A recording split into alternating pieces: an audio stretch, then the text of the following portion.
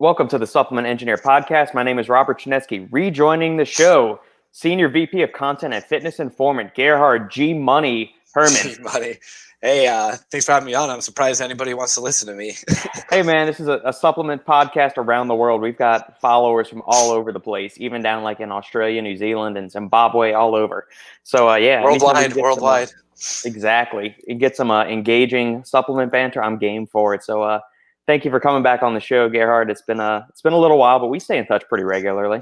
Yeah. I text you when I need to actually learn something for supplements. Like, God damn it, I need somebody smart to tell me what this ingredient does. So that's why I keep you on hand. Outstanding. That's why I appreciate you. Yeah, man. Let's. So I texted you. So for the listeners out there, we were supposed to start this podcast probably half an hour from now, and I got done with another meeting. And I texted Gerhard. I said, "Hey, let's get rolling. You know, are you free to do that?" And he says, "Wait, let me pop a nootropic real quick." So Gerhard, for the people out there, what nootropic did you choose to go with? And is this your first time using it? Have you used it before? What's your experience on it? This is actually Primeval Labs Gray Matter. I just got this in about 2 weeks ago. With where, I'm kind of getting into nootropics are becoming, more part of my life. So I'm trying to try them all out. We work with Primeval Labs now. So, thought I'd give them a shot. I think the ketones are very interesting. Mm-hmm. This is not my first time using it. I've been using it for about 2 weeks, I said, once or twice a week, typically when I play video games, which I'm sure we're going to get into at some point, just to test it out for everything and see how I could, who it would be right for. Because a lot of my job is just, getting the right products to the people that the right product for the right people. So. Right. Do you do the full serving on it? How do you like the flavors? Because Sandy and I reviewed it a while back. We like the smash berry, I think, more than the pineapple mango. I agree with that. Overall, I do like the product. I use 2 scoops, of course. I also water it down. I water all my supplements down anyway. So I never follow that 8 to 10 ounce rule. I always fill it up to the brim because, more water is definitely not a bad thing. But yeah, definitely full 2 scoops. Justin at Supplement Snoop kind of, does the same thing. Got that from him. I always have to go full serving. Yeah, do the full serving, but I tend to just whatever shaker I'm using, even if it says 8 to 10 ounces, it's I've got a scoop of a nootropic in here, and it says probably so there's 8 ounces, but this holds 24 ounces, so it's all the way full. It's a little watery tasting, but it's still. I like the refreshing. I like the refreshing aspect to supplements. I'm not really a super sweet guy. Mm-hmm. Even if it's super sweet, I water it down as much as I can. Yeah. So what's your experience been with Gray Matter? So do you pound it all at once, or you just kind of sip it continuously? And then what kind of effects do you notice? Depends on what I'm doing. Like before this podcast, I just slammed it just to get rolling. Mm-hmm. If I'm at night, if I'm playing video games or sipping on it throughout the day, I kind of just, if midday, I'm just going to sip on it. Late at night, I'm going to enjoy it. It's kind of like a refreshing drink instead of drinking soda or anything like that. Yeah. So, yeah, it depends on the situation, really. Okay. Do you notice, and so this has happened to me with a couple of ketone supplements, I'll get an initial burst of energy, and you get that cognitive heightening or that electrifying sensation going on in your brain. But then an hour and a half after that, I start to feel a crash from it. And I know it's not the caffeine wearing off because I've tried other supplements that have 100 to 200 milligrams of caffeine. And so it's not that that's wearing off, but there's something unique with BHB salts with me that if I take them, I feel like a bottoming out fairly quickly on them. Do you get any of that? No, not really. Actually, with Gray Matter, something I noticed, I was playing really good, for quite some time, for a couple hours at least, and feeling energized. I felt like going outside, stepping away from my computer while on Gray Matter. So this is actually my first experience with a nootropic with ketones in it. So it could also be that I was late at night. That's usually when I'm more energized anyway. Yeah. So, there's a lot of aspects that come there. Actually, I will get back to you after this podcast and tell you how I feel. Okay, perfect. How would you compare? So you mentioned you're getting into gaming a little bit more heavily. Mm-hmm. What and as with that, you've been dabbling a little bit more with nootropics. What other nootropics have you been using? And then good, bad, otherwise, how would you rate them, I guess, compared, jockeying for position of what's your favorite? It's weird because some nootropics seem to fit better in other situations. So just looking at my desk here, got Grind from Olympus Lifestyle, Ghost Gamer, big fan of that one. Gray Matter. Core Zone is another big one. I also have Prodigy here from Iron Brothers. That's super solid. We love that one. Yeah, it's a great product. We did do a review on it a couple months ago. I didn't review it. Someone else did, but I keep it here. I'm not a big pill nootropic guy personally. Yeah. It depends. So I think Core Zone is a great like product throughout the day, but for gaming specifically, it doesn't really. I don't really get the same effects as I do from like, let's say, Gamer or Grind or something like that. Something with New Level in there. But however, I prefer Core Zone over almost any other nootropic throughout the day. Like if I want to get something done for work, I feel like it makes me more productive, or even as a pre-workout. Whereas if I'm sitting around just playing video games, like I talked about, I feel like Ghost Gamer is probably my go-to, or Gray Matter at this point. I feel Gray Matter is very good for that aspect. Okay. I haven't tried Gray Matter enough to give it to start my day off with it. So, gotcha. What's your typical caffeine intake in a day? Oh God. It can vary. Right now, I'd say, even with COVID going on, it's probably around a gram, maybe. So I start my day off with maybe 200, 250, sometimes 300, start my day off. I am dieting, so I take a thermogenic or nootropic in the morning, depending on my mood. Then pre-workout, obviously. I take whatever pre-workout I have. I mean, it can range from something like Core Zone all the way up to recently Hooligan, It's a little bit of caffeine in there. Just a little. 630, right? Yeah, that's what I'm still waiting on Robbie to get back to me about the theobromine content. But I'll take his word for 600. So. We actually have the review coming out for that today. Yeah, it should be today. And then I get home. Sometimes I'll take a small dose of caffeine at 5 just to wake me up, and then I'll take a nap immediately after. Get wind down, get the rest of my work done throughout the day. Then around 8, when I really start to, either when I'm streaming or just playing video games with whoever, I'll take a nootropic late at night. So I don't get to bed till 1 or 2 a.m. anyway these days. COVID kind of ruined my whole sleep cycle. So yeah, it can range anywhere from 600 milligrams to a little bit over a gram, I'd say. What time are you waking up? You're going to bed around 1 or 2. What time are you waking up? Typically around 8, I'd say. I'm actually surprised because, I don't know, I usually am an 8-hour person. But I think with COVID being sedentary, and then I work out still, obviously, they're just not as intense as they were. My workouts aren't as intense as they were pre-COVID. I just don't feel I need as much sleep as I used to. Yeah, that makes sense. Are gyms open because you're in California? So are gyms open where you are, or are you doing home workouts? Actually, I don't know if you heard about Lou Uridell. He was with Muscle Sport. Now he's with Redcon One. He got arrested for keeping his gym open during COVID. He owns the Metroflex here in Oceanside. So it's like a walk up the street. So I go to that gym, obviously. Yeah. So, I appreciate the fact that he's willing to put his freedom on the line and, put his business on the line to keep his gym open. Yeah, it's refreshing when you see people behaving like citizens and not like the loyal subjects some municipalities are trying to treat their residents. Oh, yeah, he got arrested. It was news. He was on Fox News even. Tucker Carlson even mentioned him, I believe. So it was, it's been crazy here, but either way, for the past, 3-4 months, I've actually had a gym to go to, and I'm very fortunate for that.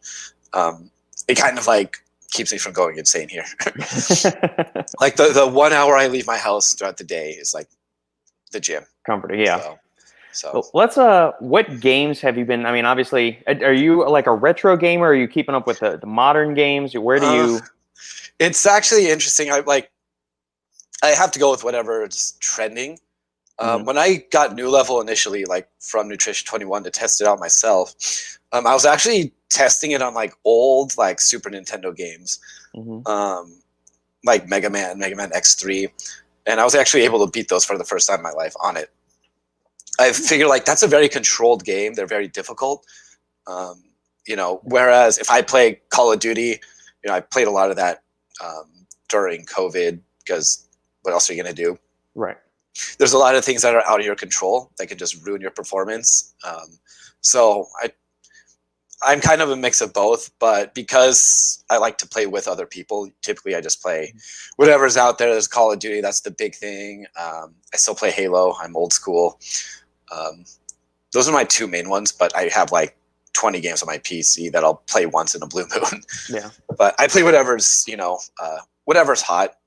So, do people still play Xbox Online? This is going to probably be a very stupid question for the people that are tuned into gaming, but I mean, I grew up with the regular Nintendo, so I'm 35. I think, how old are you, Gerhard? I'm 30. 30. Okay, so we're not that different apart in age. So, I was a little kid. I had the regular Nintendo, and we had Super Nintendo, PlayStation 1, high school, and then PlayStation 2 came out a little bit before I went to college, and then that's kind of where I checked out of gaming, is like right when PlayStation 2 was switching over to PS3, and I haven't been plugged into gaming since, but I'll go back and play like the old school games, like Super Castlevania, all the old Final Fantasies and stuff like that. I do that too. Xbox is still a thing. It's just dying, I guess. It's not as popular as it was because Xbox 360 was huge. Right. And then Xbox One went a different direction that people weren't ready to go for, I guess. And now I just go on my PC anyway. Like once you get a PC, you kind of think you're part of the master race, as they say. So that's literally a meme. So, weird war time Fitness Informant. I'm talking about video games here. Hey, it's all right, man. Gaming supplements are a niche of the supplement space. So technically, we're still talking work here. Yeah. Well, the thing is, they're growing so much, I can't avoid it. I even went on my way to buy G Fuel, and I have to give that brand credit. They did kind of create a category.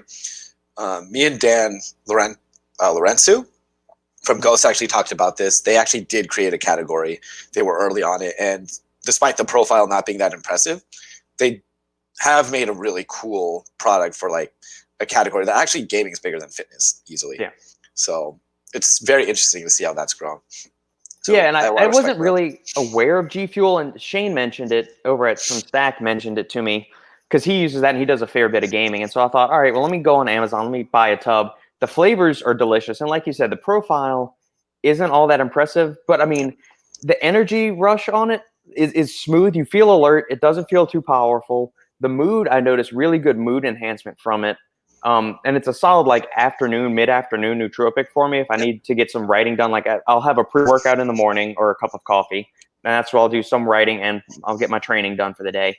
And then in the afternoon, usually after lunch, you start to feel a little bit tired, or if I feel like I need an extra boost, I'll do either a half scoop or a full scoop of G Fuel. Man, you just feel you actually use G Fuel? I've actually used it. Yeah, I've got a tub of their Power Mr. Clinical Dose here. Yeah, man. I know I owned it up. I said, I even told Shane this when we were recording a Final Scoop episode, man. I said, dude, this prop blend, I always dump on prop blends, and I would prefer, if I'm formulating a supplement, I'm going to try and get as much quality doses of ingredients there as possible. But I said, there's something to be said for the energy blend that they got working there. It's working really well for me. Yes, it's mostly caffeine, but the way they've got some of the other, nootropics, energy boosters, adaptogens in there, I really like it. And plus the flavorings stellar. I haven't had a bad flavor yet from them. They're just a cool brand. I still have a little bit of their Doom flavor in there. Doom, obviously, right? Yep. It actually, their marketing is so good and their branding, it actually tastes like Doom.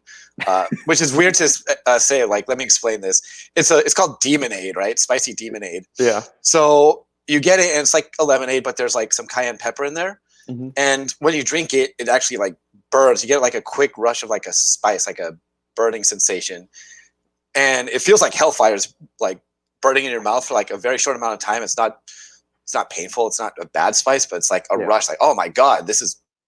So it tastes like Doom because you're fighting demons from hell. That's awesome. So I give it a lot of credit there. It's actually an experience, which I feel like a lot of brands in our space, a lot of them fail to do. Mm-hmm. So I got to give them all the credit in the world. They created a category, and now that's given me a job here, a lot of work to do because now I'm testing all these out. So yeah, good job, G Fuel. Have you had a bad flavor from them, or how many different flavors have That's you tried? Actually the only flavor that I use. I did try their RTDs out. Mm-hmm. Which I didn't really feel the flavors were that good altogether. Some were all right, but I only tried 4. Kind of like Bang. I'm sure there's one for everybody. But yeah, that's all I've tried. I'd probably pick up another one eventually because it's a cheaper powdered energy drink. energy drink. That's it, you know? Yeah, exactly. Yeah. And it's not overpowering and it's enjoyable. Perfect. Do you find that with, I guess, the other people that you're interacting with in the gaming sphere, do they ever reach out to you? I don't know if they know what you do, or do y'all ever talk careers and stuff like that when you're in the Uh, middle of a session? And do they come to you for recommendations on supplements, or do you recommend, like, are nootropic supplements fairly popular in the gaming space, or is it more just energy drinks? They're growing. There are people that hate on it, like just drink Monster, you know, shit like that.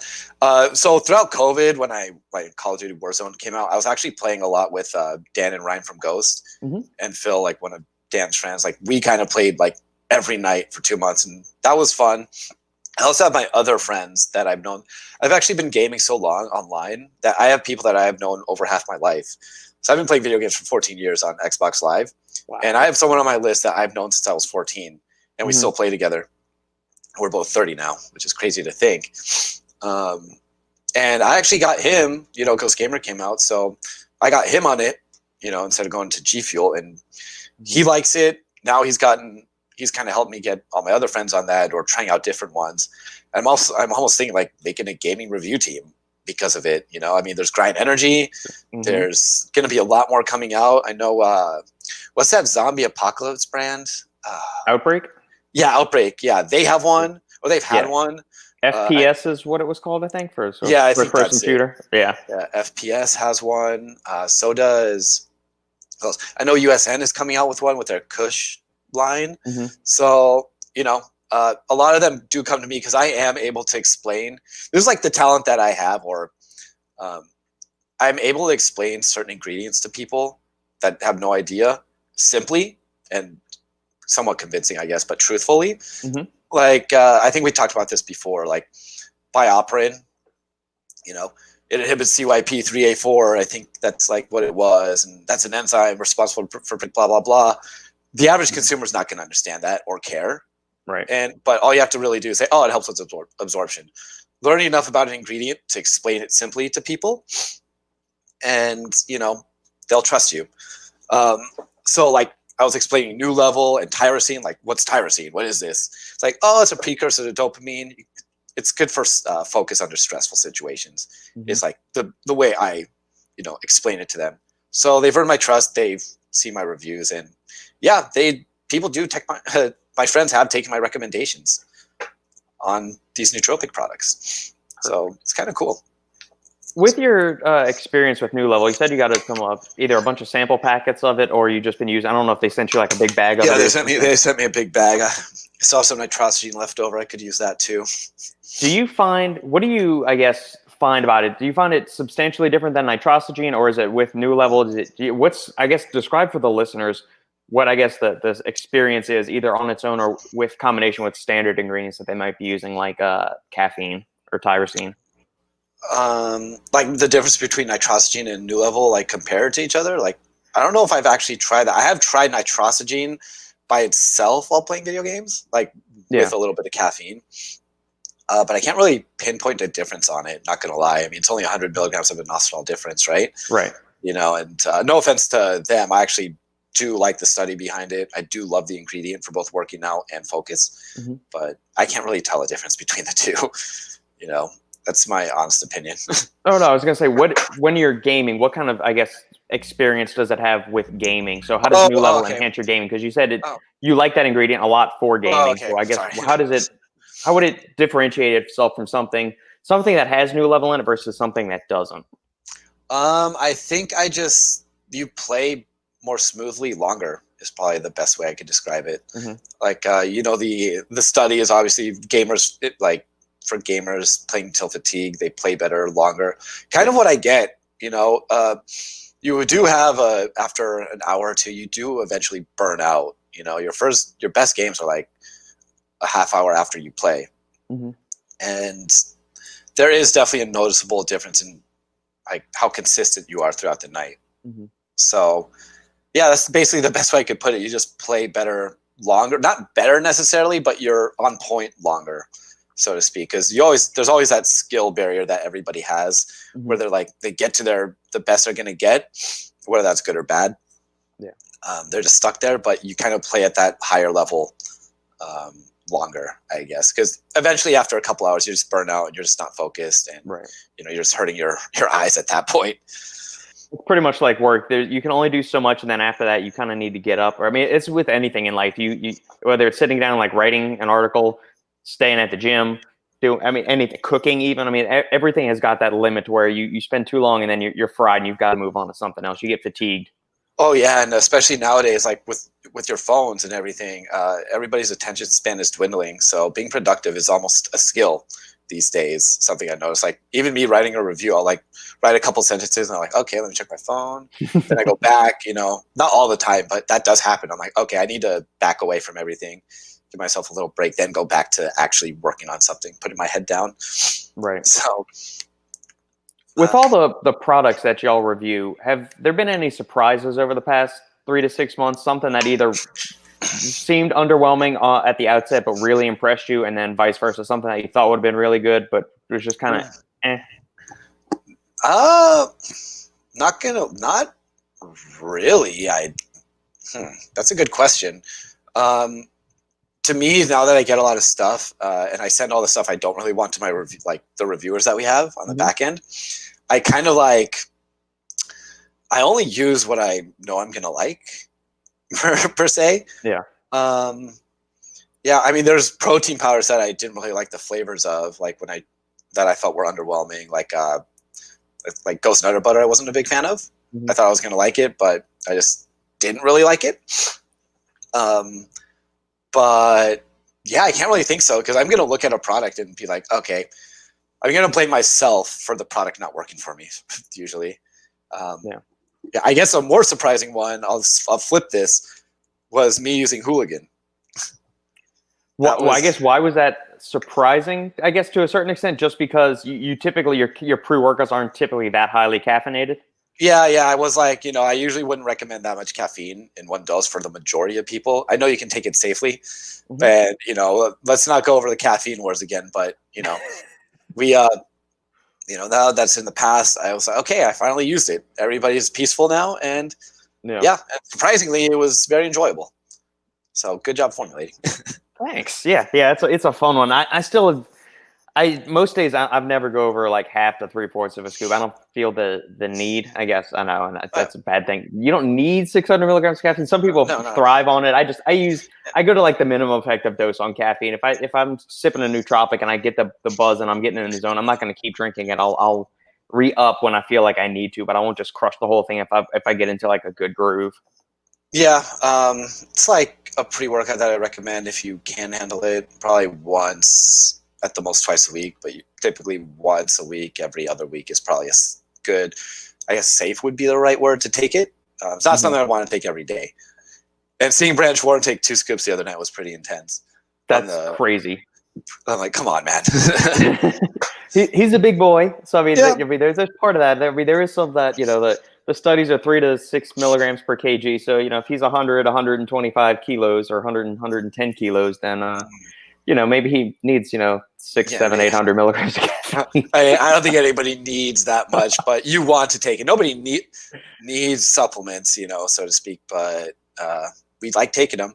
Yeah. I mean, I feel like a lot of us are just like, almost like drug users, because we just like take the product and get the experience out of it. And we know we don't need it, but it makes for a good time. And, it's a little interesting hobby that we all have. So I was thinking about that the other day. I was thinking, and maybe it's just because I have the supplements, access to all of the supplements and stuff, just like you do. But when we were in grade school and high school and college, I never used anything. I didn't know what the hell it was. And I mean, my roommate was I went potluck my freshman year at LSU, and my roommate had the worst case of like ADHD you would ever see. And so every time exams would come around, he was selling his Adderall for $5 a pill to everybody in our dorm hall. But I never needed it. I never had difficulty concentrating, studying, writing, doing engineering shit or whatever. And it's fun. Even, the first 8 years of my professional career, when I was engineering in the office, I'd have a cup of coffee in the morning. Some mornings, some other mornings I wouldn't. But nowadays it's just like, well, I've got it here. Let me just try it out. So I always wondered, how would my performance be without those things? Probably better. Not gonna lie, because now everybody just relies on caffeine and pre-workouts to get to the gym. Yeah. And I don't know, maybe if I never got into this space, I'd be happier. But I'm doing pretty well for myself. It's actually funny because I don't feel like I'm obviously I don't look as good as Ryan or a lot of bodybuilders. Yeah, I can see my abs, and most normal people call me muscular, but I actually make a living off of this. Whereas I see a lot of people who look a lot better than me, trying to be pro bodybuilders, like make no money off of like fitness in general. So it's pretty interesting, like how I ended up here. It is. So, what is new at Fitness Informant? Give the listeners some catch up on what y'all have been up to, aside from obviously the supplement reviews and everything that y'all have going. But what else is new? Right now we are kind of in I don't want to say autopilot, but I've taken on a bigger role. I'm actually doing the video content now a little bit more, just getting reviews up because that's what a lot of people want to see. Making sure we work with brands, getting the news out. Like for instance, we work with Core, and Core's been launching a lot of products this year. Alpha Line was too, and just kind of letting people know, hey, this is coming next week. Here's the launch deal. That's kind of what I've been doing. Ryan wants me to take on more of a bigger role on the social media presence, I guess now, which is cool. Ryan's obviously been busy with Fit Butters. He's getting married soon. He has a baby on the way. He's moving. So, yeah. Is he moving out of Minnesota, or is he staying in Minnesota? He's staying in Minnesota. He's staying in Minnesota. Can't imagine why. Come on, San Diego, man. I mean, then again, it's probably cheaper to live up there. He's got a nice big house going on. Like, how do you afford that, man? But it's cheap good for him. Cheaper. Yeah, exactly. Good for him. And his wife or his fiance is a nurse, so I'm sure they're both doing very well for themselves. Yeah. But he's working on Fit Butters. He does have something else down the pipeline, which I can't disclose, but it'll be cool. But let me think. Other than that, yeah, that's it. Like, just I'm kind of an autopilot. Ever since COVID started, there's not much going on in this space. Yeah, I guess what's the typical daily routine for you? I mean, are you getting up an article or review every day? Or are you trying to you have it truncated out to a certain amount? Every day, making sure my reviewers are fed, keeping up with our partners is a big one. Keeping them happy, making sure we're getting the news out to people, making sure Ryan has content to post up because YouTube is big, IG is big. IG is bigger than I'd like to admit. Like Snoop's biggest social media thing is his IG, right? Yeah. So, that's bigger for us too. And yeah, just making sure I keep everything rolling, making sure the FI doesn't look like a dead website. Like that's the big thing because I'll record my videos, edit them, send them to Ryan. He has to further edit the reviews, and he gets them up. So as long as I keep him fed, he's happy. I get my paycheck. I keep our partners happy, and with doing the news, a lot of them get pissed off at me for some of the things I say in reviews. So that's happened too. Lost this money that way, but right now I don't want to say autopilot, but it kind of is at the same time. Especially with COVID going on, there's not like we can't travel anywhere and do any cool content. We do have the Olympia coming up, which we're gonna go to, but I wonder how that whole thing's gonna turn out. To be honest. Yeah, I was going to ask you that. It's I know it's going on in December now. So, and y'all got press passes last time I saw y'all when we were all at the Olympia or the Arnold. I don't remember which one. I'm wondering how that's going to work. You were at the Olympia last year? Not last year. Sandy and I did Supply Side West last year. The year before that, I think maybe I ran into y'all at the Arnold of last year in 2019. Yeah, it was the Arnold. Yeah. I mean, we're going to get press passes either way, or at least I hope so. Yeah. Hopefully it's a good turnout. Hopefully things are fun there. But yeah, we plan on going.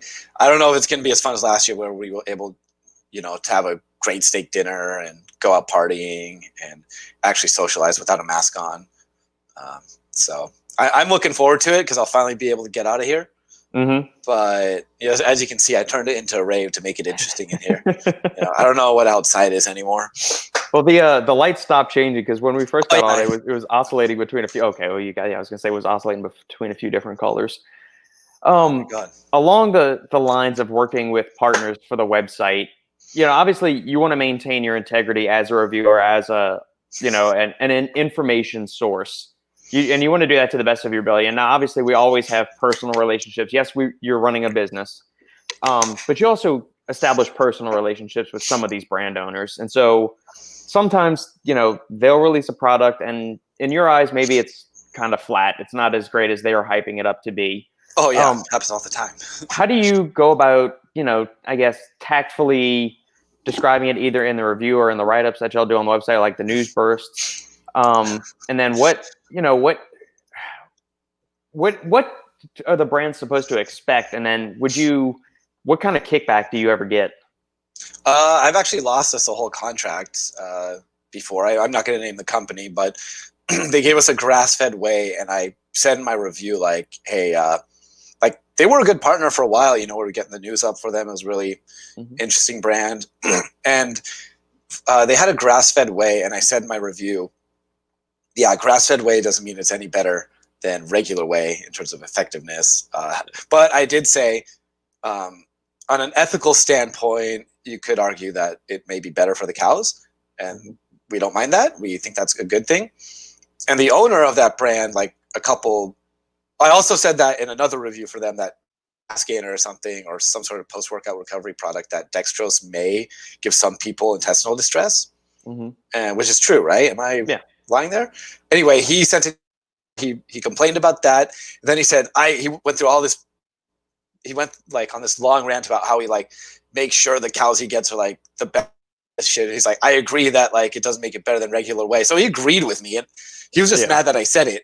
And they breached their contract. It was an unfortunate thing because they agree with you and you tell the truth and then they back out of it. But some brands take it a lot better than others. Yeah, I could think probably Detonate, which you there? Okay. We had Gaspari's Detonate, which wasn't very impressed. Like, when it was launched, it wasn't the most impressive profile, but I mean, we gave it a good effectiveness rating because the guy who used it said killed his appetite. I mean, it had PEAs in there, I believe. So, you said the truth. Profile doesn't look that good, so you have to be honest on that. But it did do its job in terms of energy and appetite suppression. So you tell the truth, you say it still might work. And they took that in stride. They didn't really complain about it at all. Didn't hear a peep from them. So honestly, I'm going to review your product like everybody else's. So that's the best way to put it. We have gotten kickback, yes, like I just mentioned. Some brands have complained, but a lot of brands just take it and they're fine with it. Yeah, that's been the experience I've had for the most part, is that most people will say, hey, we want your honest opinion on it. Yep. I can think maybe on one hand the amount of negative feedbacks I have, but I'm not reviewing stuff with the frequency or volume that I used to. But and like you said earlier, I only want to review good shit. I don't want like the pixie dusted prop blended thing, or like the crack powder that is brewed up in somebody's bathtub. I don't want to. There's people that want to mess with all that stuff. I have zero interest in doing that. I'd rather focus on good stuff and get the word out there on things that are quality that I can rest assured they're probably produced in a very good facility. One thing you have to remember: every brand will tell you right off the bat that they want honest feedback on their products, and then once you actually give it to them, they will bitch at you and hate you. And that's a big reason why I don't really consider many people in this space, like, even though I call people my friends, like some business owners I'd say are my friends. But at the end of the day, like, because it's business, there's that business thing. I like to say they're more of acquaintances, because you could say one wrong thing about their product and they might, go out of their way to ruin your life somehow. Like, they're not really your friend sometimes. That kind of makes sense to you, right? Oh yeah. There's everybody will say, "Oh, I'm good friends with them. I'm good friends with." Are you really friends? Or are you more like a business acquaintance? And it's funny how casually the term friend is thrown around in our industry, and maybe it's that way in other industries, but it just seems. I mean, going back, my point of reference is the engineering world. I wouldn't say, "Oh, so and so over at Shell, he's my friend." I wouldn't say, no. I mean, like, we work together. He's an associate or an acquaintance or something, or a colleague. But the friend, it seems something like there's another layer that's removed, that it's a little bit more personal. Yeah, it's not business related. Ryan's my friend. He's also my boss too. I consider Ryan a friend. He tells me personal things, but he's also my boss, so I have to treat him that way too. Might not show up in our text the way we text with each other, but But yeah, I consider him a friend. You know, also if you don't have actual business ties, you can consider someone a friend. But Right. yeah, you know, like people, like even last year, like we all know Robbie and Ryan hated each other. You know, and now they seem like, you know, they get along They're cool and with they each don't. other. Yeah. Yeah, and that's a good thing. I think it's better to have that than have unnecessary enemies. But you know, things change over time. Agreed. So it can change at any moment too. I could say something wrong about a product and then we'll end up hating the brand. So, you know, or Yeah. they hate us and then we have to hate them back. Right. And Robbie's Russian, so it's always good to have a Russian on your side. That's a Oh good yeah, thing. he's intense, man. Yeah, I love his Yeah. accent, man. I love his accent. It's awesome. Yeah, he's awesome. It's gonna be. They got some cool stuff in the works that will be released in the coming weeks and months. So it'll be exciting to see for sure. I want to go back. This episode may just end up focusing almost entirely on gaming stuff because I don't even work out, guys. Just being honest here. It's an avenue that we don't touch on much in here. And so like drilling into, I guess we can drill into the supplement side of it. Are you concerned at all about the exposure to the amount of time, like screen time you have, to where you're consciously doing other like eye health supplements in addition to what might be included in a nootropic? Yeah, I mean that's why I just recommend blue light blockers. They actually really help. I had a friend who was getting headaches for like a year. He had no idea why. And he plays video games like 8 hours a day, or was at the time. Is he getting paid to do that? I mean, he has a good salary at his job. Before that, he was I think he was working at a bar, and he was also a pro Counter-Strike player, I believe. No, that's cool. For an amount of time, he's a big gamer. But he was getting headaches, and they couldn't find anything wrong with him. Then they're like, he also told, oh yeah, I also play video games like 8 hours a day or something like that. He's like, oh, well, it could be your retina's like, you know, like really tired or exhausted. So they got blue light blockers and they went away instantly. I even noticed it if I'm looking at screens too long, if I put these on, like any pain I had were instantly gone. I think eye health supplements are great, or maybe not great. It's a good thought, at least. I haven't looked too much into the research. I know, what is it, lutein and zeaxanthin, mesozeaxanthin are big. Am I pronouncing that right? Are, you know, big sellers, and a lot of people swear by them. I don't see the point of them in gaming supplements because you don't take that or you should be taking it every day, I guess. But yeah, I think your eyes are very important. So definitely take care of them. And whether that's just supplementation or blue light blockers, I would go with these first. And obviously a healthy diet. But yeah, that's the route I would go. Do you have contacts or glasses? Nope. I have prescription right eye, but I've never needed glasses really. Okay, all right, yeah, it's because I've got contacts and I've had glasses since I was 7 years old. And then I switched to contacts, I think, right when I turned 13. I just finally ordered some new glasses the other day because the other ones, they broke right where the little screw is right there on the arm of the glasses where it attaches to the main part of the frame. Yeah, like it broke off, and so I've just been I ghetto rigged it with some Scotch tape, and that's been surviving for like the past 6 months. And I finally just decided to stop being a cheap ass and order new glasses. Oh yeah, I highly recommend them, especially if you're on a screen all day. I think that's probably the best way to actually protect your eyes. But yeah, I mean, I don't know. I haven't looked too much into eye supplement stuff, but I do like the idea of it in there, and people actually think, okay, I should actually take care of my eyes. I actually kind of like how fitness is also slowly. I kind of like bringing Fitness Informant to gaming, simply because, you know, obviously we know what gamers look like, the stereotype there. You know, a lot of them just look. I don't want to say weird, but they definitely should take care of themselves more. You know, like chronic masturbator weird. Some of them, but you know, I want to get fitness more into there because they're going to feel better. They're going to probably play better, even, you know, just being healthy in general. You're probably going to perform better. So, and obviously get out of that nihilistic gaming world. So, agreed. Yeah, I think eye health supplements are kind of like one of those unsexy supplement categories, kind of like joint supplements where you probably could benefit more from them than you actually realize, but you're too focused on the protein powders and not you specifically, but just like the collective you. Like people are so focused on the next pre-workout, intra-workout protein powder, but looking at something that could actually possibly improve your overall like day-to-day function and wellness, like eye health, joint health, those things are probably, I think, should probably get bigger than they are. It's also like, obviously, review site, it's hard to actually review those because you can't really give instant feedback on them. Like joint health supplements, are you really going to notice anything from that after like 30 days of using it, one bottle? Eye health, are you really going to be able to be like, yeah, I went to my ophthalmologist, and I think that's the right word, and, really helped me out. My eye function's already better. It's something that you probably wouldn't notice over time. I also don't like I said in a game, I kind of like it. I would like to see it as a multivitamin sort of thing, where it's added to a multi, because you take it every day. Yeah. It's a long-term thing. It's not, I'm gaming in front of a TV, better, or monitor, better focus. Now I have to take care of my eyes, not every day. Yeah. Health is a everyday thing. Gotcha. Correct. I'm pulling up the Fitness Informant top rated products. Okay. For 2020. And which list? I'll look at it too. Right now I'm on the pre-workouts. So we got Core Fury, we got FSU, Hypermax. This is the Stimfree one, right? No, it's just the stim one. FSU is stim-free, right? Best pre-workout, we consider stim-free pre-workouts. Like if they're stim-free, they're still a pre-workout, even if they don't have caffeine.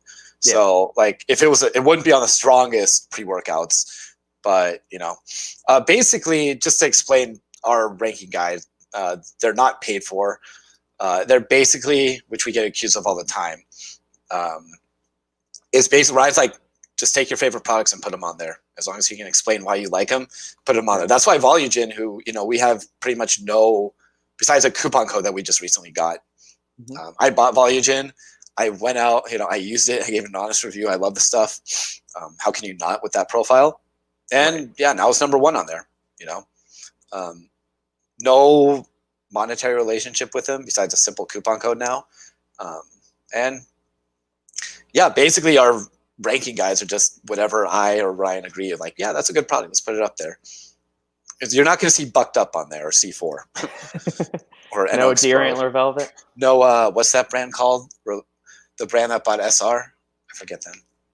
Oh, I don't remember. Yeah, I know who you're talking about, though. I don't remember what the name of them. Or Insane Labs. None of that nonsense. No. See. But go on to your question. I just want to explain that because we get questioned on that quite a bit. But I'd argue our top ranking guys are pretty decent, on some of them. Like I would say Core Fury is a great pre-workout. Yeah, Doug and the crew over there, Doug Kenton and everybody are doing a stellar job. Kenton's just on a different level. Yeah. And I flipped over to the pump supplements, and y'all have Celluval on there. So deciding the top 5 is a challenge because there are so many really, really solid pre-workouts these days that it's you almost need like a top 10 or 20 list. And Celluval is something I haven't seen in a couple of years now, but it's a megadose thing. It was like one of the first megadose pump products I remember. Yeah. It's a great product. It might change because 7 grams of citrulline was big back when a few years ago, along with the nitrosogene, which I guess might be overlapped. The 5 grams of Hydromax he was like the first person to use that much, I believe. Yeah. But that might change. I could update this anytime. So, tomorrow I might take something off and put, what do I have there? Volugen. I might find something I like more and just add it to the list, see where it fits in. Because we like to put a mixture on there too, as you see, non-nitrate formula, FSU is great for performance. I like the nootropic aspect to it. So, basically these review guides are just me being like, I like this product. And some are kind of grandfathered in. Like Ghost Pump used to be number 1 for us because that's like one of the few pump products we had ranked on there. But I could put FSU above that easily. I find pump more stackable, but I find FSU stronger. So there's a lot that goes into it. But it's kind of like me and Ryan just going back and forth. Like, okay, it's kind of on a whim through like small texting too. That's kind of how we put them up there. It's not like, okay, this brand pays us. Like some people think like this brand pays us this much, so they're going to be number 1. So. Yeah, and then what is another kind of interesting thing? So your top rated one, your overall pump supplement, but it's got an 8 out of 9 out of 10. But something like number 2 or number 3 technically has a higher rating than that. But we get that too. We've had that criticism. So the reason why Volugen is number 1 with an 8.9 out of 10, if you go to the review, let me see. If you go to the review quickly, I think I have some typos in here. I should fix that. If you go to the review, the taste kind of brought it down, and unfortunately, taste holds the same amount of weight as everything else on there, the effectiveness. Right. I'd like to see that changed, but taste is so important these days, it kind of brings it down. Like, I just reviewed Apollo Nutrition, for instance, and pre-workout is great. I said in the review on the video, like, the taste isn't great. The 8.7, I think it got, take it with a grain of salt, because if this is meant for people that probably don't care about taste, it's still at like, it'd be about, it's like a 9.3, I think it got overall, which is like really high on our site. Yeah. So, that's why there's a discrepancy there, and we get criticized for that. But like, I would argue Volugen is better than Ghost Pump. Ghost Pump just tastes a lot better. So that's why the ranking looks higher on there. So yeah, and I wasn't bringing that up as a knock on y'all. I found it interesting. I don't think you're trying to pull one over on anybody or anything. I found it just interesting. Oh, we've had people get pissed off at that. Some brands like get pissed off at that. Like, why is this ranked higher when, like, why'd you put this above us here when like the ranking isn't even we're ranked higher? Like, you guys just taste better. Yeah. You spend enough time in the industry there, you find there's a lot of egos, and they are very, very easily hurt sometimes. It's just there's a lot of good companies out there. I think people need to realize that. That's one of the questions I hate is, what's the best blank? And I'm thinking, yeah, there are so many really quality companies on there. It's really, it's at this point, I just go with whatever's at the top of my head, being like, oh yeah, these are good. I always have to start it off with there's no best, but I was like, oh, but these brands, like, these products look good, whatever brands I happen to be using or enjoying or randomly think about, because there's so many great products out there now. Like, obviously there's never going to be a best, but there's so many to choose from. May as well just, here's some suggestions, like, go check them out. Yeah. Have you messed around much with the diet caffeine energy boosters, things like Dynamine, Teacrine, Dynamite? Not Dynamite, but what's another one? There's another one that just came. An Extra? Is that another one? Yeah, the Alpinia Galanga extract. I haven't tried that one yet. Someone asked us about this recently too. I haven't really tried Dynamite either. I believe it's in something I have, but I can't really think of it. Mainly it's been Teacrine and Dynamine. I like Dynamine pre-workout. I like Teacrine for just like working throughout the day. I like the subtle energy it gives that's long lasting. Dynamine, I really feel, just puts me in tune with my body. Together, it's either a hit or miss. Together, it's either going to be really solid or I'm going to fall asleep. Yeah, and I found that too. All right, so I'm glad I'm not the only one that has experienced that, combining caffeine, Dynamine, and Teacrine. Because caffeine and Teacrine work great for me. Caffeine and Dynamine, I don't really feel all that much of a difference between them. Like, if I just took 200 milligrams of caffeine versus 200 milligrams of caffeine with 100 milligrams of Dynamine, I don't really notice it's uneven for me. But the trio of them almost always makes me feel either like depressed or just flat out tired and unmotivated to do anything. I've heard the depressed thing from someone else, actually. I think it was James Pacuzzi. He said, like, he just feels depressed when he takes Dynamine for like a few days straight. I don't take it every day. I only get it in my pre-workout because I know that's when I actually like it. So I don't need to try it any other time. But yeah, caffeine, Teacrine, Dynamine, it's interesting. You either love it or it's going to put you to sleep. And I think we talked about it last time too, but I feel like that's kind of been with everybody. It's either great for you or it's a complete, you hate it. Yeah. It's I do want to try some of the N Extra and the Dynamite, especially because I've heard a lot of good things about it. I'm curious to see, is it more hype or is it actually good? Who makes that anyway? Like PLT Health Solutions. Okay, I don't really know them. I've pretty much been working with Nutrition 21 recently quite a bit. They're the big dogs right now. That I think COVID really helped them with a new level. Yeah. Everybody's sitting inside playing video games. So hey, look what we got. We got the perfect solution for you. So, but yeah, those stimulants. There's got to be a few others out there that are coming out now, right? I mean, but those are like the big four that I think of. Yeah, I'm trying to think. Everything else is going away. Everything, the DMHA is going away. I won't review a DMHA product nowadays. Aerogenesis, I'm still like it's pushing it, but I'll still do a review or something in it. And then yeah, but those are going to be gone eventually, I'm pretty sure. You know? Yeah. Have you tried anything with isopropyl norepinephrine in it? Yeah, I have. I don't think that'll be on the market forever either. No, I mean it's not the Shea compliant. Do you notice much of anything like regular synephrine that's in Advantra Z? Yep. I know I can feel like when that's in there stacked with caffeine versus like the caffeine dynamine combo we're just talking about, you don't really notice much. When synephrine's added to it, I definitely notice something both from like an energy and a performance standpoint.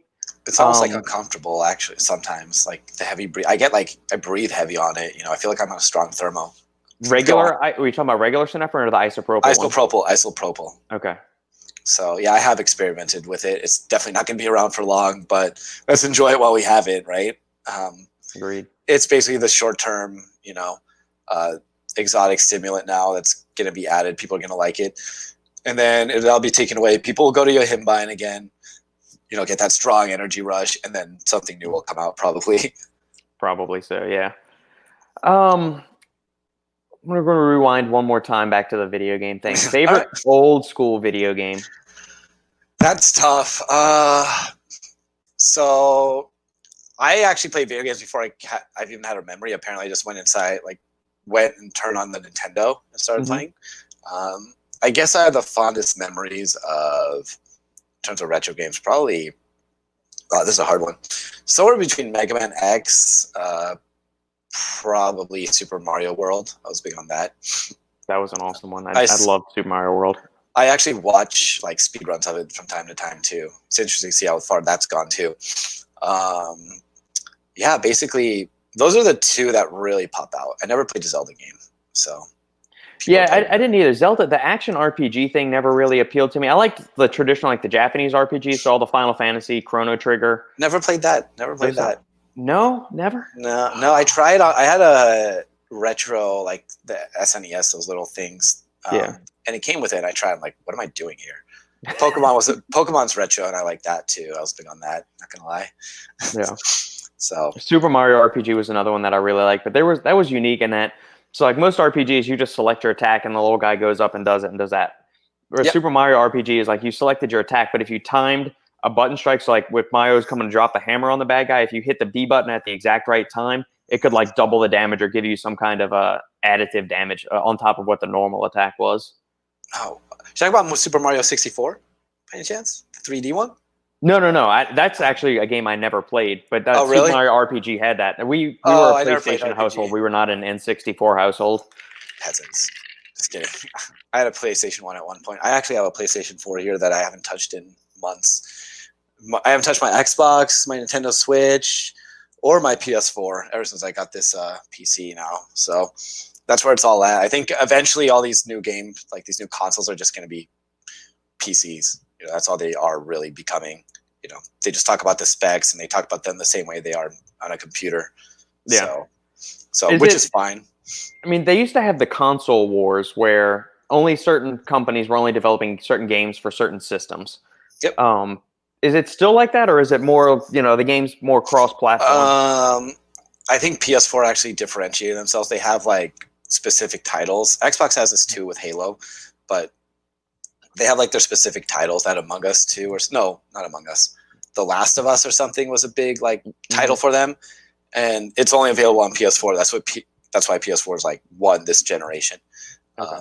The exclusives kind of make it, but eventually everything goes to PC anyway. Console wars aren't as meaningful as they once were because basically it's PS4 and Xbox being cheaper PC models that are easy for everybody to use. Yeah. Whereas Nintendo now is kind of its own little thing, this little handheld thing that's nifty. It has its titles. That's what keeps it alive. I mean, Mario is still a classic. Right. Mario is still and Zelda. Those are always classic games. So they have a big fan base. So they do well with that. Whereas it's Xbox and PS4 basically look, we have this one title. We have this one title. But a lot of the games are the exact same on both. It basically comes out of what controller you are, what fanboy you are of them. Right.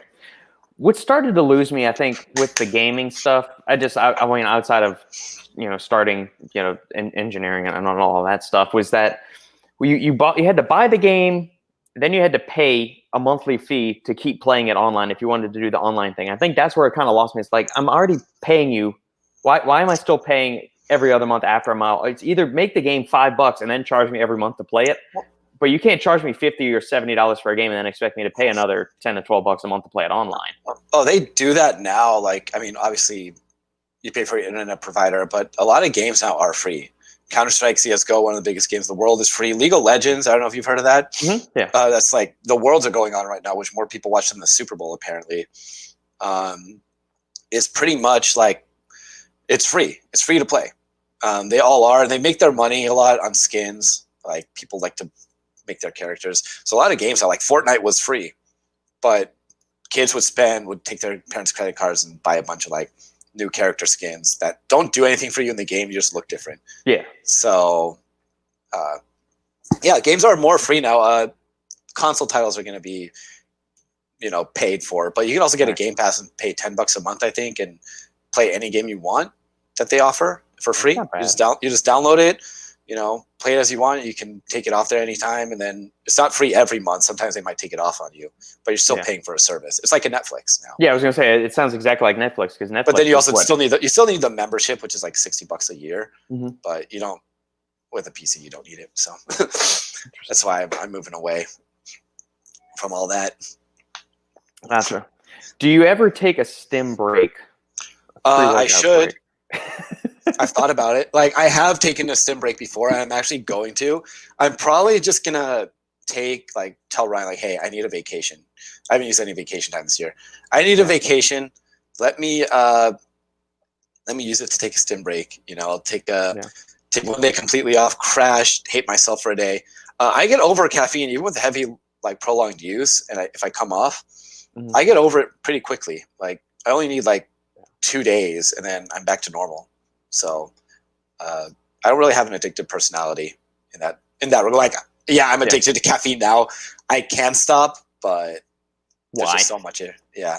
Like, why? I mean, come on, I want to play video games good. Yeah, I mean, you want to be productive and have fun and be energized and feel good when you're doing it. And plus, of all the things that you could be addicted to, caffeine is probably one of the cheapest, most readily available. It's very well studied.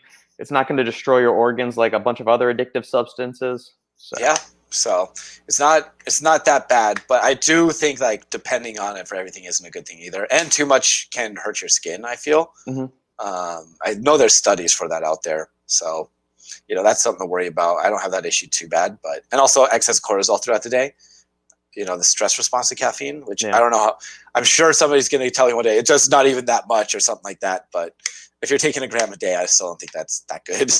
Yeah, I think some of that is overblown, but I mean, it's all dose dependent. So I mean, if you have just 1 cup of coffee a day, is that going to be jacking with your cortisol levels and all that? Probably not. But I mean, if you're doing, a gram of caffeine, 2 grams of caffeine a day, I tend to think there would be some deleterious consequences from that. Well, that's why I take Morphicom. Well, there you go. Yeah, you're all evened out after that. Take enough caffeine. Stack it with enough ashwagandha and rhodiola and everything else, and you're fine. They do the same thing in the medical industry, right? The pharmacy industry, just Syndrome X. Take Adderall. You're anxious from it. Okay, here's some Xanax, calm you down, but you still take both. So you're back to equilibrium. But exactly, or take a bunch of stimulants, have a glass of bourbon next to it. It balances everything out. I'll drink my White Claws, but that's good. White Claw. What? All right, you got to explain this to me, because my sister and her husband drink those. Sandy's sister drinks them, or was Truly's. That's what the one she was drinking. Same thing. Can you explain, like, the explosion of these hard seltzers? Because I remember, like, one of the first drinks I ever drank was like it wasn't a Mike's Hard Lemonade. It was a Smirnoff, which is kind of like those things. I mean, it probably had a few more carbs than. It's got more sugar in there, I think, and it's like a sweeter. I see, like, Twisted Tea is like just a hard iced tea. Smirnoff is kind of in that same realm. Yeah, it's LaCroix is growing too, right? Right. LaCroix. It's water and lime whispered in the other room is the meme. Mm-hmm. It's the same thing, but it's just easy to drink. I like sparkling water. I lived in Europe for a long time, so mineral water was the thing that everybody drinks. So I'm used to it, and I like it. A little bit of flavor with alcohol is nice. My middle name's Chad, so I kind of have to drink them anyway. And I'm not kidding. My middle name is Chad. Like, parents called me Gerhard, and bullied my whole life for that name. Haha, gay fart. But like, but they gave me Chad, the most like chill name in existence, as a middle name. I could just go with that and make Gerhard middle name, I guess, to keep that name going. Yeah. God damn. But yeah, White Claws, and that's why I drink White Claws, to cure that depression. Well, there you go. But no, White Claws, they're refreshing. They go down easy. Obviously, I prefer beers, but if I'm out like in the sun drinking a White Claws, kind of nice, you know. I'm gonna have to try some. I've only tried it Truly a couple. It was 2 Christmases ago now, I think. Some are good. I'm gonna have to try one. Some are good, man. They should make a White Claw gaming supplement now for me. Hey, you know? A little bit of a little sprinkle of caffeine, and then put some. I still want my tyrosine. I probably throw a bunch of tyrosine in there. It's like my favorite ingredient. Ryan gives me a bunch of shit for it all the time. So that's, what do you recommend for focus? Like, what do you want for a nootropic ingredient? First thing that comes to mind is always tyrosine. I love that ingredient. Yeah, that works really well for me. I always recommend Neurofactor too. I love that one just because it's a way to give a good like stimulatory experience for the brain, but without adding more caffeine to something. I haven't tried it on its own, actually, now that you mention it. I should, but yeah, I don't know. I know we did an article for them. Maybe I could ask them for some, but I haven't tried it on its own, so I can't really give good feedback on it. But I say like, yeah, Neurofactor looks like a great ingredient. I haven't tried it on its own though, so yeah.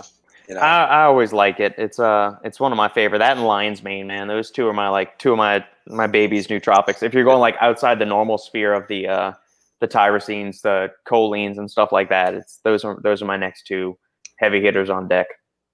Is that why there's a gram of it in Hooligan? Probably so. Yeah. I've got a bulk tub of it. I've got a 2-pound tub of lion's mane in the pantry over there. Good stuff, man. Can't blame you. Yeah, buddy. I like the ingredient too. I recommend that for an everyday use sort of thing, for overall health in general. So, I like where your head's at. Cool, man. Awesome, Gerhard, man. This was a lot of fun. Thank you for accommodating me today for the podcast. Oh, anytime, man. Anytime. Is there any closing words you want to leave for the audience and go from there? I mean, if you want to follow me on Twitch, which is basically today's Buy My Mixtape, go ahead there. Just ask me on IG. I'm not going to say it here. No, just check out Fitness Informant. Check out my reviews. Just know, what we do at Fitness Informant, we do take the information that we have and put it in easy words for people to understand. I feel like a lot of review channels kind of like to overcomplicate things. Mm-hmm. And I also like to send a message. Do not if you're doing a lot of mental masturbation with supplements, you might want to rethink it. That's something I've seen. I just have to tell a story here because I got triggered not too long ago. Since we're on the gaming supplement thing. Yeah. Redcon 1 launched War Games, right? And obviously the profile wasn't the best thing on the market, but I mean, you're going to get an energy boost. There's T-Green Dynamine.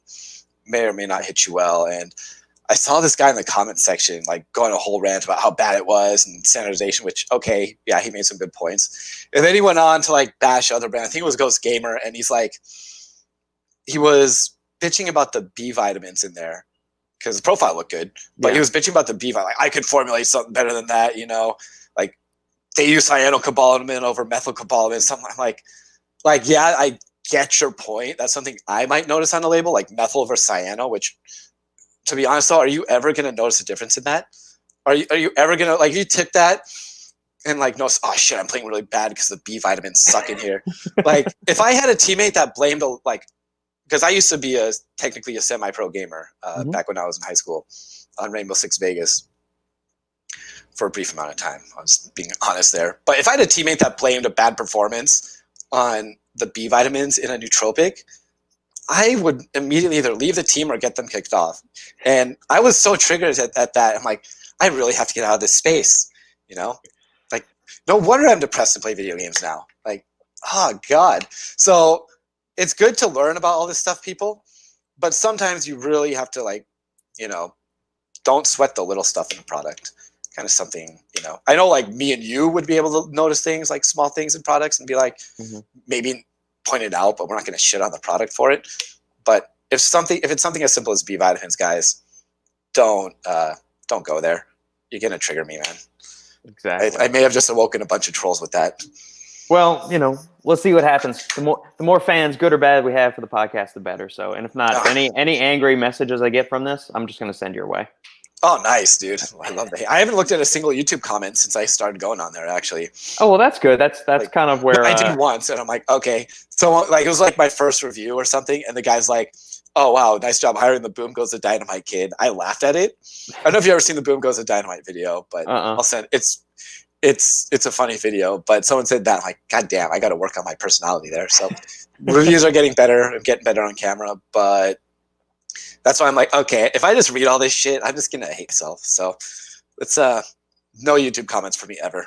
So any of you guys trying to troll me in the YouTube comments, not gonna work. Perfect. So, well, I appreciate you having me on the podcast. I'm kind of surprised. I'm kind of like just a sidekick on Fitness Informant. So no, man, it's always good. I like to get all walks of life on the podcast, get some behind the scenes from that, just your personal experiences with it, and just see. We went down a rabbit hole I didn't even intend to today with the gaming stuff. So I thought that was cool. It's something we haven't really addressed on the podcast. So it's a growing thing, man.